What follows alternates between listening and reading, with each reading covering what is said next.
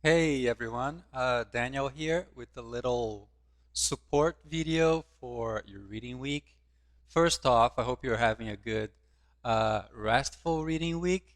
I just thought of recording this video to maybe help you a little bit with your assignments this week, especially in regards to the storyboard assignment for the speculative scenario of an IoT device. So here it is. I hope you enjoyed this video. All right, so let's begin this presentation in support of your assignment this week. Um, Trying to visualize what we are making this time. So what I've made here is a diagram, which we can also call a conceptual model. It's a model that visualizes an idea. And in here, I broke down the main parts that need to be uh, created for this assignment. At the core, what we're doing is we are creating scenarios. And scenarios are stories that describe a context of maybe use. In this particular scenario, we are dealing with a few things. And one is the IoT, the Internet of Things. It's part of this scenario. We're also playing with speculative design. So these will be topics of this presentation, IoT and speculative. And at this point, you have all done some research on those topics. Um, and this scenario revolves around the device, this IoT device that basically is a not only a hardware uh, piece, but also includes software. So let's talk about the Internet of Things. I pulled some images from your blogs, and I think they are good representations of products that are examples of the Internet of Things. Um, what defines the Internet of Things is, well, uh, it's kind of becoming something very ubiquitous. It's taking over a lot of the objects that surround us in our workspace, in our home, and other areas. These objects, which often are called smart objects, they are embedded with sensors. Um, and these sensors, they actually are able to uh, capture information from the environment. These devices, they also carry a lot of processing capacity. They run kind of powerful CPUs. They have software. They could include other technologies as well. They connect to the internet and they exchange data with other devices too. So they kind of talk to each other. So what we're talking about here is not a device that lives by itself. It's usually connected to larger systems. So here I'm highlighting those points because I think they're useful for us once we start thinking about the, what we're going to create. Physical object, so there is hardware involved, with sensors, capturing, sensing the environment. It carries processing abilities. It's comprised of software as well, and you could also include other technologies. Um, One classic story whenever we talk about the Internet of Things is the Nest thermostat, which was one of those early household items that went that became smart. And becoming smart actually means that these now small devices, they actually have a computer in them. This thermostat was created by Nast Labs, It was programmable. What it was really amazing about this product too was that it would learn, and it would optimize the temperature of the house based on what it learned from user behavior. So it would optimize for, let's say, warmer temperatures if I want warmer temperatures. Also considering ways to actually conserve energy. So it's like the device is taking more nuanced and complex decisions. It's not just a simple thermostat. Kind of tries to work in favor of the user, learning from the user to save energy. And this characteristic of being smart, of being programmable, even something sophisticated as self-learning, um, those come about because technology has become cheaper and more accessible. It's faster. We have more processing power. We also have the ability to have cheap sensors in these devices and also easy internet connection. So it taps into a larger system in a package of hardware and also software.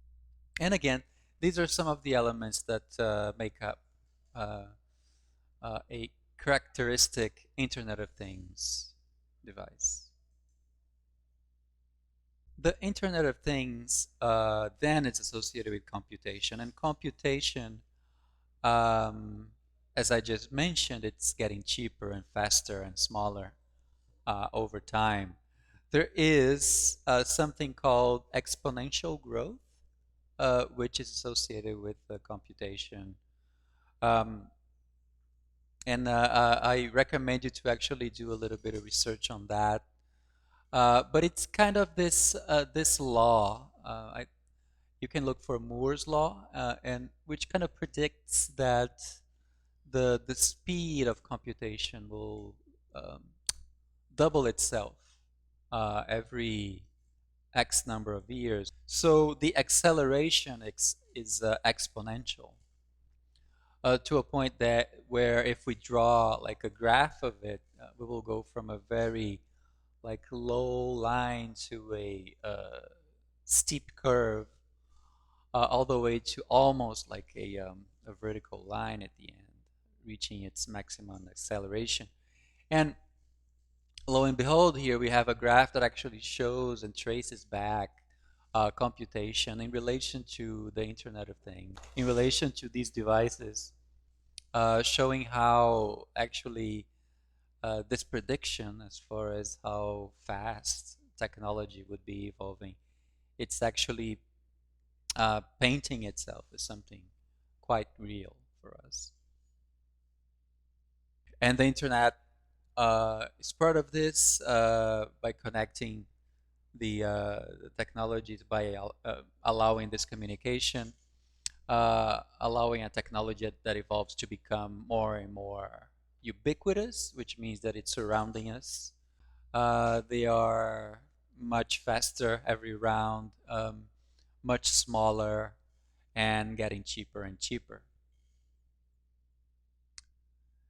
And what this makes is is this capacity of actually embedding this technology into anything, basically. Not just the obvious things, which could be maybe a computer or a camera, but different appliances, video games, household items. It's interesting that we are doing our first experiments with Arduino in this class, because Arduino is actually a good representation of like it's a good example of this technology as well. Arduino is a microprocessor um, which allows you to build systems that make use of sensors to capture data from the environment.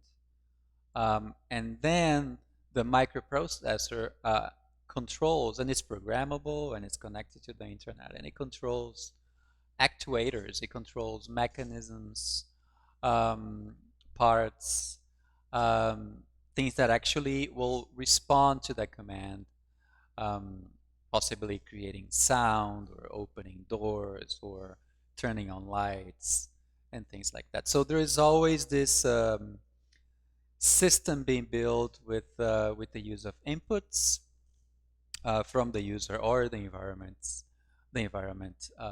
and outputs, which would be the outcome of uh, the device, the technology. And Arduino is getting also smaller and cheaper and faster. Conceptually, we can connect this to an idea of augmentation, of human augmentation, of augmenting the capacity of the human body, even. Um, so the machine comes to assist us, and in some cases to replace us. Um, this is a it's an idea that's pretty much going along together with the technology itself since its inception. It's an idea that we articulate a lot also in interaction design. Um, this increasing of human capacity all of a sudden opens up new possibilities to us. It let us see things that we haven't seen before. It let us hear things we haven't heard before, right? And I'm talking about human sensors now. If we amplify them, what kind of world is it going to be shown to us? And we see that being used on a daily basis, and maybe I don't know, things that don't look like super high tech or kind of ordinary, like a stethoscope. Um, but that's the kind of augmentation that technology provides, which makes the world around us different, which even takes something that was not visible to us before, and then it makes it uh, visible. So it kind of transforms the invisible to visible. And we see that a lot, of course, in terms of um, working with our own capacities, letting us walk better or faster, or maybe hear things better, or maybe see things. I'm wearing glasses right now, which is a form of augmentation. When photography came about too, it was such an interesting event because it allowed us to see things through different lenses, um, and it shown really a different world to us, and that's what technology is doing, um, and it's what these systems are doing as well by the use of sensors and actuators. It's allowing us to actually see the world and kind of interact with it in a different way. Um, this image in particular here, it's an image from it's infrared photography, and all of a sudden it's almost as if I'm looking at a different type of world or through different eyes, so to speak. And it's making something that wasn't visible before become visible. Our body then, which has its own types of mechanisms, which has its own type of sensors, which allow us to, in response, act on the world and environment, could be supplemented by technology as well. Just to kind of draw maybe a simple correlation, something that happens in my body, which is thermoregulation, which is a way the body has of regulating the temperature in a dynamic and smart, quote unquote, way. Well, it's not that hard to make a correlation to a technology such as the Nest thermostat as well, trying to understand how to behave in different situations. Speculative design, it's It has different names, such as design fiction, discursive design, design foresight, critical, or even radical design. I pulled some images also from the research you've done, and they are really interesting examples of this type of experimental design uh, practice. If we look for a definition, maybe we can say that speculative design is a discursive practice. It is based on critical thinking and dialogue. It's there to question the practice of design itself and to take it even further, blending or bringing in uh, imagination and visions of possible scenarios. So it's not a design that is perhaps so grounded on uh, the present space. Um, it is not a design that is inherently commercial. It is not a design that is necessarily utilitarian or straightforward. It is often non-commercial or even anti-commercial. It puts itself in a time space which is a future space, an alternative space. Um, it tends to be very critical, as good science fiction is. It tends to be discursive, not so um, objective and direct. So if traditional quote unquote design is about problem solving, and it has been about problem solving if we look it through the lenses of modernism. Speculative design is really about problem making. It's about visualizing scenarios where we have new types of problems or where we actually extrapolate the problems we see bubbling up today and put them in new expanded arenas. If traditional design is seen as a service activity that primarily addresses clients or users' needs and desires, speculative design is has the goal of critically reflect on the development and role of technology in our society. If traditional design is a defined discipline with its different areas, speculative design it's more about blurring the borders of traditionally defined disciplines. It's even about blurring the borders between design itself and science, and also blurring in relation to art, um, the makings of art, the discipline of art.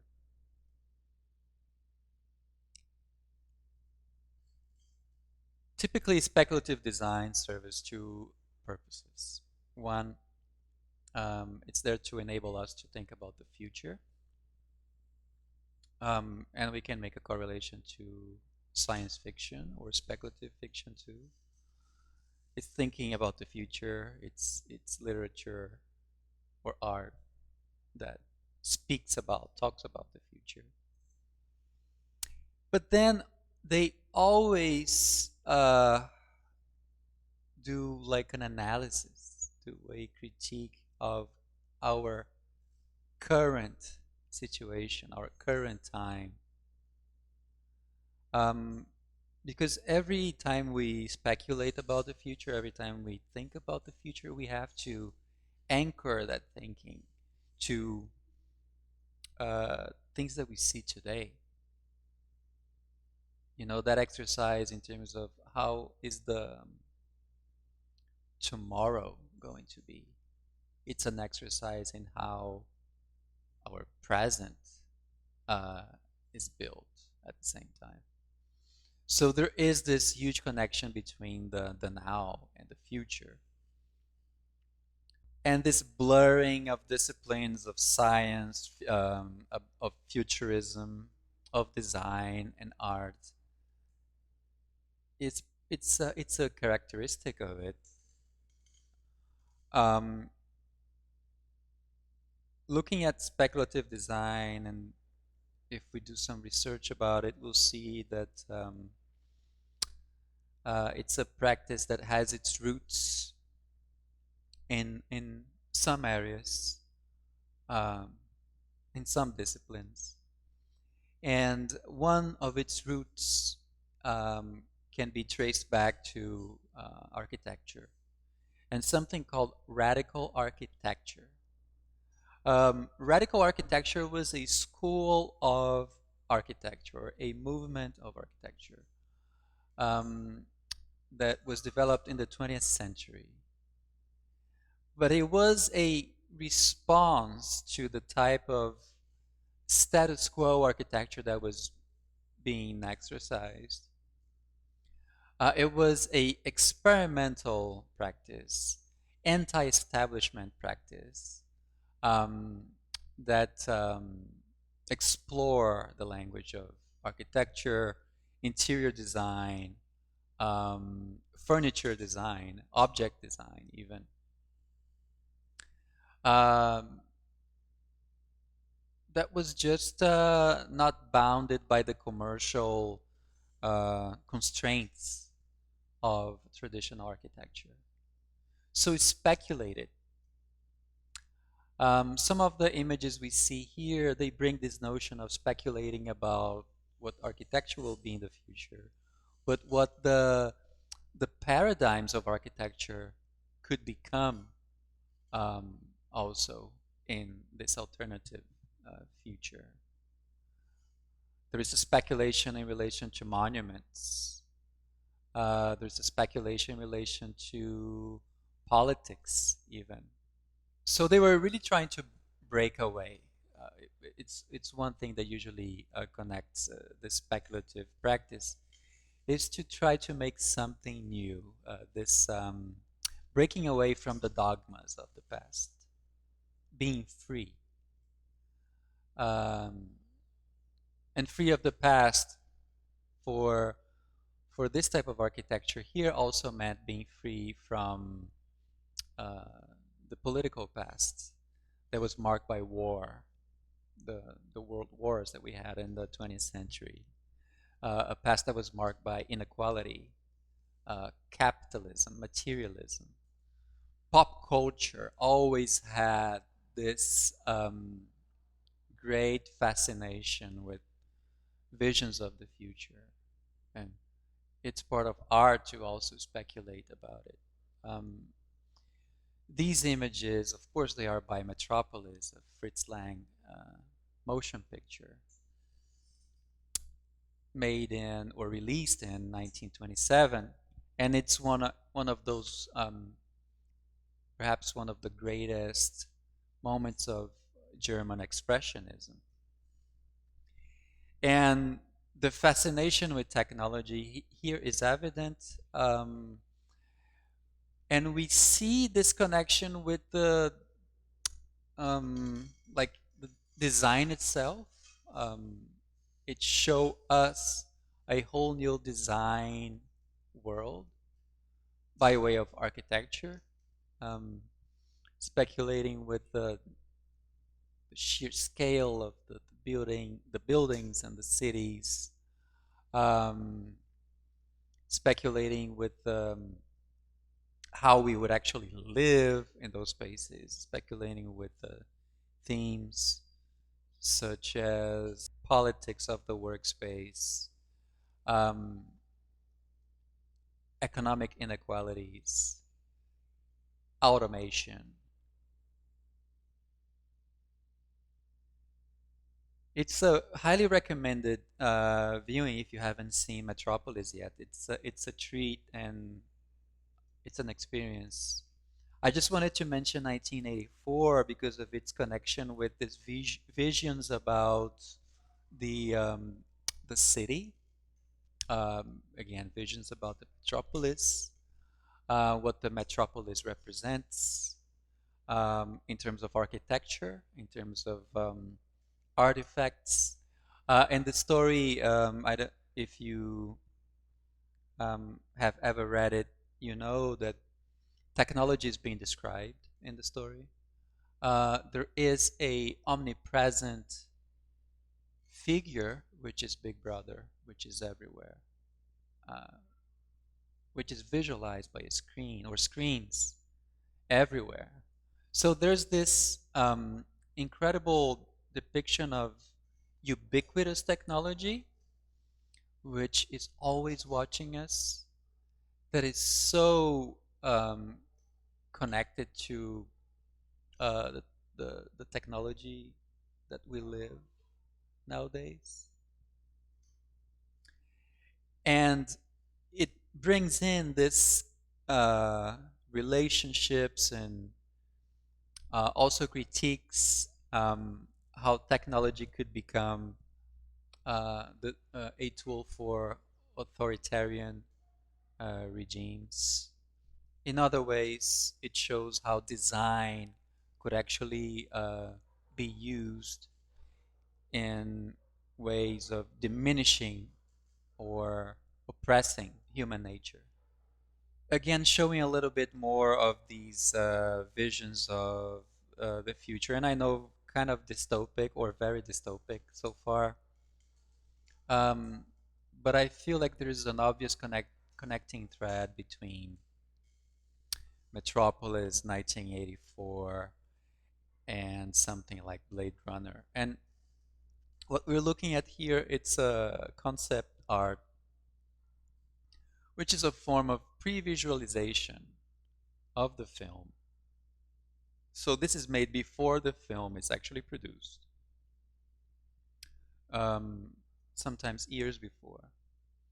And this one was created by one of the greatest concept artists, like in history, uh, and um, the amount of design that the scene carries to depict city life is just amazing.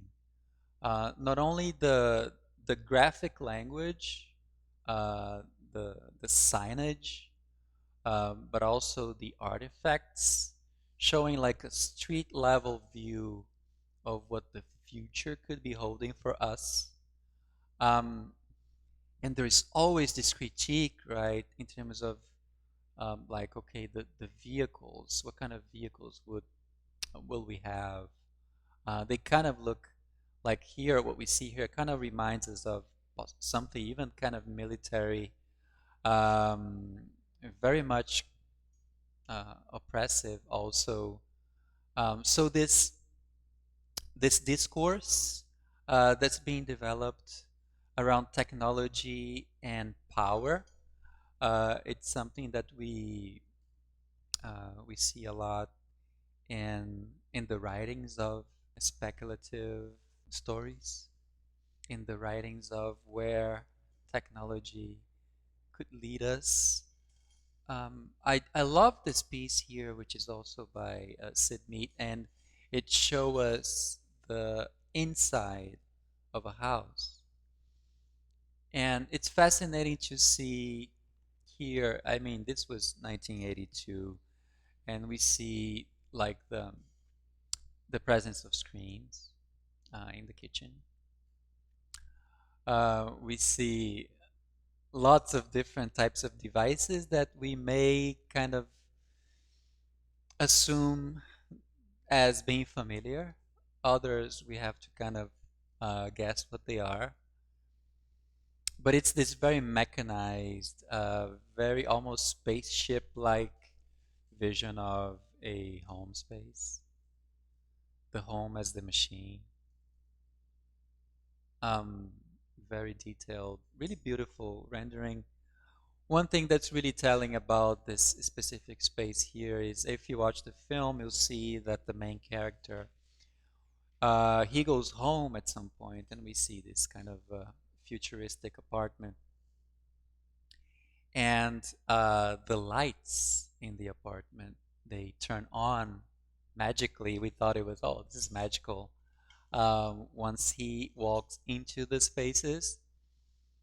And what this is, it's really this speculation about, well, technology will just be um, capable of see me in the space, right, through sensors and actually act on my presence and turn on the lights. So it was a pretty clear depiction of um, what the Internet of Things has become back in 1982. So these speculations that happen sometimes in popular culture, sometimes in art, um, they actually carry information and they shape design as well, and they shape new forms of speculation in the design world. So this is a piece by Yunko Lee, and it's part of a series called The Objectual. These artifacts, they form a embodied critique, a commentary on consumer culture. We are carrying objects which are almost, which are really, really difficult to detach from. If I go out or go to work or go to sleep, a lot of us, we carry devices with us and we are somehow tethered to technology, tethered to the internet. And it's such an interesting vision, right? It's a vision that is also um, drinking from a lot of popular culture. It's actually, you can see that it's drinking from science fiction, and it's turning it into a piece of speculative art. Because design is a manifestation, it's also a mediation, it's a response. It's never isolated from those disciplines that as we saw. It's never isolated from what's happening around us. And it's on the contrary, it's always connected to what's happening around us. There are people doing things in different areas, speculating about the future and alternative worlds. Um, Maybe they don't call themselves speculative designers, but they are doing things. They are actually providing information that creates this attitude of visualizing the future and using that as a embodied critique of our present. So it's really an attitude rather than a method. We cannot put speculative design or the speculative in a box, so to speak. It's much more of a melting pot. Um, so just because I love his work so much and he's such an incredible artist, I brought this other example from Sid Mead, and it's from Tron 1982, the famous light motorcycles, which became iconic when we saw them in the movie theater. And of course, what is industry doing? Well, industry is made of engineers and designers, and it's also made of desire. And the movie created that desire in terms of will we be able to see this um, type of technology in the real world one day? Perhaps we didn't have the possibilities to create those motorcycles back then, or even to commercialize them, to make it feasible to put those things in the market. But as the desire within the market grows for those visions we had for the future, all of a sudden it is possible to.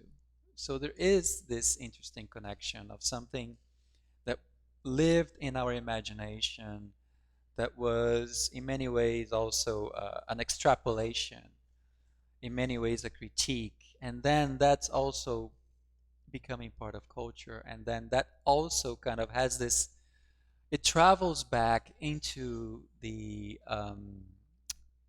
commercial space or the status quo. um, so this is a recreation of those Tron motorcycles. It's the Xenon uh, made by the Parker brothers. concepts. These are not large scale productions. These are small scale productions. They do small series of these concept vehicles, very expensive, but it's interesting to see how these exercises in speculation and the future they actually um, fill our current dreams, and they actually, in many different cases, they become realities too. One really interesting, popular tale is the one of the Motorola StarTAC. The StarTAC was a huge success in the 90s. I remember back in the day when all of my friends that had a StarTAC, it was like the best thing ever, the greatest cell phone, like the coolest cell phone. And what it is, it's really an interesting design play with a communicator that we see in Star Trek. So Star Trek, it's a direct nod to Star Trek um, and its universe. And if you have seen Star Trek before, you know that they have something called a tricoder, which is a communicator, and it has that flipping mechanism, that flipping device, which was so iconic. And they brought it to the actual um, Motorola, and it was a huge hit. So we have looked at um, speculative design that makes use of objects as embodied critiques. We have looked at how different areas of culture, as in popular culture or science, they actually affect and influence the directions which speculative design can take. In interaction design, of course, we make use of scenarios to visualize um, design systems, to visualize problem spaces in connection to users. In terms of speculative design, not only artifacts can be used as outcomes of this exploration, but also scenarios and those types of visualizations, as in narrative visualizations. This example is called Design Probes. It was created by Philips Design. Design Probes as in design investigations. And um, we see this exploration of an integration between um, electronics and some biochemical functionalities. This idea of the biomechanical or the bioengineered or biomimicry, um, in a way, is observing a trend and also observing or pointing to an alternative solution for our future. Perhaps a solution that is more inspired by nature would be one that um, we are aspiring to, rather than something so disconnected, so fascinated with the pure machine or the pure industrialization. It's a way of perhaps going back to nature's knowledge, and it's a way of addressing problems of sustainability and growth. And future scenarios, they open up a lot of interesting possibilities for speculation. The merging of science here, of course, comes from biology and it merges with electronic engineering. There's also the aesthetic manifestation, the aesthetic expression, the use of materials, the sensorial aspect of it. Uh, the scenario is painting a problem space of energy crisis, clean water shortage, global warming, environmental issues, pollution, It's a look into how the city responds to those challenges. Uh, the city as this big techno-social element that makes use of design and networks in complex ways. There is an interesting metaphor happening here, of course, not only within the shapes of the elements, which try to evoke something that it's bio and organic. There is a metaphor of a skin being created, a skin that reacts to the environment. So again, this idea of censoring the environment in a way that's not that it's smart and dynamic. So this building will react to sunlight automatically, then makes quote unquote decisions as far as how to become efficient in how to use that energy and how to generate energy from it. And finally, to the last part of this presentation, we get into storyboarding as a form of visualization, and it's a quintessential form of visualizing scenarios. We are borrowing this methodology from filmmaking. In our discussions this semester, we talked about how sketching experiences is different because we have to sketch acts and actions that take place over time. And so we have to be in tune and pay attention to uh, different types of media that would allow us to actually show that in rich ways, like video media or audio recordings, and also other art forms and forms of replicating time-based experiences could be used. If I speak of an art form, I can speak of a comic book or sequential art as a obvious communication form that relates to this type of method. What is interesting about storyboarding for us is that not only I can immediately connect to pulp culture once again and think about incredible science fiction stories that could take place in comic books. So in a sense, the sky is the limit, but it for interaction designers, it's not only about zooming into uh, the design with the artifact, but also the surrounding context, but also the motivations of the user, um, which is the driver of the story. We can build up or anticipate uh, the solution, the design solution being created and offered by showing the challenges, the pain points of the user in the story, and then finally leading to a satisfying conclusion. And in speaking of the tradition of storyboarding, it's truly fascinating. It's a tool for pre-visualization, so it's something that it's done before the film, and it's done for planning with the purpose of planning the film. It is very much a visual sequence, so sequencing is very important.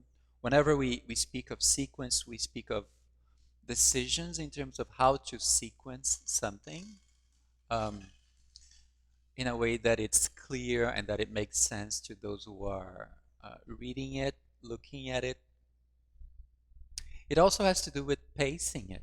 Um, because every time you actually make a shift or transition from a panel to the next panel, there is a time change. So you are, in most cases, moving forward in time with the story. But it's definitely a visual sequence. It has a beginning, a development, and an end to it. And it should be well planned. Um, and a well planned storyboard usually it's one that shows the story with that quality pace in good detail, with clear continuity happening from panel to panel. So sometimes it's about taking time and not trying to skip too many steps from one panel to the next. It's about creating that sense of context surrounding the main character. It's about creating a nuanced depiction of an experience, and it allows us to do that. Um, it gives more granularity to how you tell the story, and for that granularity, we can use text and image. We can combine not only the images and the visual aspect, but also the textual aspect too, in support of the story. And every storyboard really begins with the script, so there is no storyboard without a story first. And um, in my recommendation here, in the form of a series of small workshops, I would like to suggest that you really think about your stories first and try to build the elements of the story first. Think about it in parts too. Think about the shape of the story, that it could have different stages or phases, and also the elements that make it up. So it's all about planning. And one thing that's relevant to say, I think, that it doesn't need to look amazing. It doesn't need to look amazing to us as interaction designers. It doesn't need to look amazing to filmmakers either. Although um filmmaking is a well-established industry and there is room for um, storyboard professionals that do fantastic visualizations.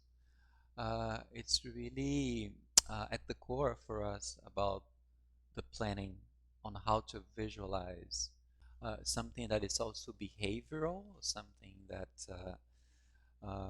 could be taking place in different locations and over a period of time. I recommend doing some research as always as a preparation for any of these activities, and there's a good number of resources out there. Um, Perhaps if you are a visual person like me, you would like this series, which is the UX Knowledge Base Sketch series. And I'm posting a link here to this presentation, and they do take a step-by-step approach in showing storyboarding techniques. And here we have an example which kind of condenses it visually, breaking it down to its most important aspects. And again, breaking down the story is one thing that I would like to emphasize first as a preparation for making a storyboard. Making sure that you have a main character, in this case, a user, a persona, a key figure that drives the story, because the story really follows that person. And this character should have a goal, some kind of task that wants to complete. And it has to deal with villains, which would be the pain points, frustrations, the problems. It takes place in a location, and it's coming from a script. So in this process, we go from stages two, and we go from brainstorming it, writing it, defining its parts, and then storyboarding. And this is my suggestion as far as a method for you to build your own storyboards. And the GIST storyboards show how users are experiencing the problem space, how they are trying to achieve their goals. As in a lot of classic stories, hero stories, you should look into the hero's journey, for instance, as a way of looking into this narrative form that showcases somebody that is going through a lot of challenges, but it's so focused on achieving a goal. It's a well-known story format, um, and it's a well-known experience format too, because it's something we all can relate to um, daily, pretty much. Look into your material. Look into your material and see if you have these elements. See if you have a key user or a persona, um, which should be your main character, your hero. Define the locations, define the times the story take place. See if you have objects or props which the characters are interacting with. Define goals for that character and think about their pain points, which would be the conflict points in the story, in the plot. So, what I propose as a series of workshops is this, and this would be the first part. Collaborating with your peer, write down story ideas associated with those elements. Um, and you can use post-it notes, it can work in Miro. Perhaps you can, I think it works really well if you build clusters around, let's say, persona, location, objects, goals, and pain points, and then start writing down in simple ways what forms each one of those aspects of the story, what are the qualities of the persona, who is the persona, what are the locations, the time spaces, what kind of objects take part in the story, what are the goals, and etc. And then the next stage or the next workshop would be also in peers to start writing down scenarios and do this briefly. Do this as concise as possible, as one paragraph. Um, and in this paragraph, you are shaping the story around these elements that you have clustered before.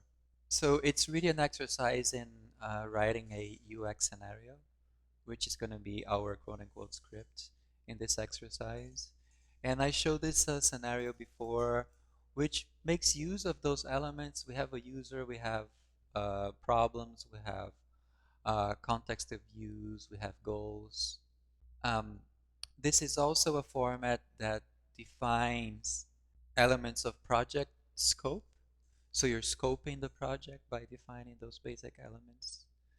Um, and we may see that in formats such as user stories as well. And then finally on workshop 3, uh, and what I suggest is to use a board too, is to collaborate with your peer, with somebody.